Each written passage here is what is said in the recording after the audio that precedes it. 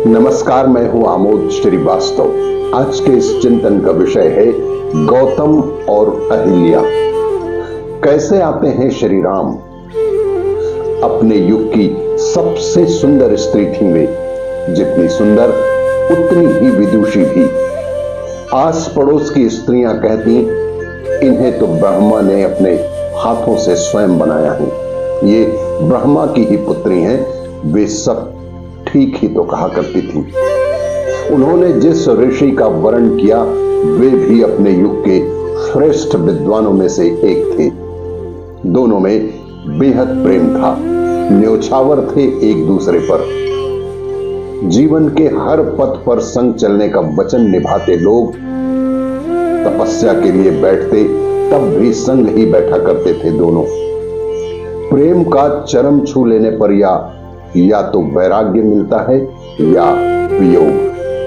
नियति की ओर से उन्हें वियोग मिलना था। ऋषि एक दिन भोर में गंगा स्नान को गए थे। देवी को एकांत में पाकर एक महापुरुष अनैतिक याचना लिए आए, यहां तक कि वेश बदलकर ऋषि गौतम का ही रूप ले लिया। काम पुरुष का प्राथमिक दुर्गुण है, वह किसी को भी नहीं छोड़ता। बड़े बड़े महापुरुषों की मति हर लेने वाला यह काम ही तो है। तब इंद्र की मति भी हार चुकी थी। देवी तो पहचान गई पति के रूप में आए छली को। स्वर्ग के अधिपति को तिरस्कार के साथ ही वापस तो लौटा दिया, पर उतने महान व्यक्ति को भी अनैतिक प्रयत्न करते देख वैराग्य भाव से मुस्कुरा ही दिया था। और दुर्भाग्य देखिए कि बस उसी क्षण पति ऋषि गौतम लौट आए। राह में उन्होंने देखा था अपने ही भेष में आश्रम से निकलते हुए इंद्र को। प्रेम या तो अति विश्वासी बना देता है या अति भयभीत। महर्षि गौतम के हिस्से में भय आया था। इसमें होता यह है कि प्रेम जितना भी गहरा हो उतना ही भयभीत भी कर देता है। हर समय यही भय कि कहीं मेरा साथी मुझे त्याग तो नहीं देगा, उसे कोई और प्रिय तो नहीं हो गया। ऋषि का भय क्रोध में बदल गया। क्रोध सबसे पहले हर लेता है आपकी बुद्धि को। क्रोध के वश में उस महाज्ञानी ऋषि ने एक क्षण में ही इंद्र को शाप भी दे दिया और अगले ही क्षण पत्नी को त्याग देने का प्रण भी ले लिया। पर ज्ञानियों का क्रोध क्षणिक होता है। ऋषि गौतम को सत्य का भान हुआ तो उपजा अपराध बोध। पत्नी से क्षमा याचना की, पर पत्नी के साथ अन्यायपूर्ण व्यवहार के लिए स्वयं को भी दंडित करना था ना।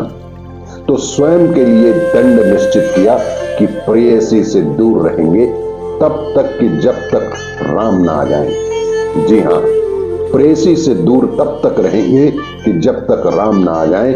राम का आना ही क्यों। महापुरुषों के आगमन से युग के पाप जो धुल जाते हैं मित्र। वे तो राम थे, मर्यादा पुरुषोत्तम, करुणा सिंधु।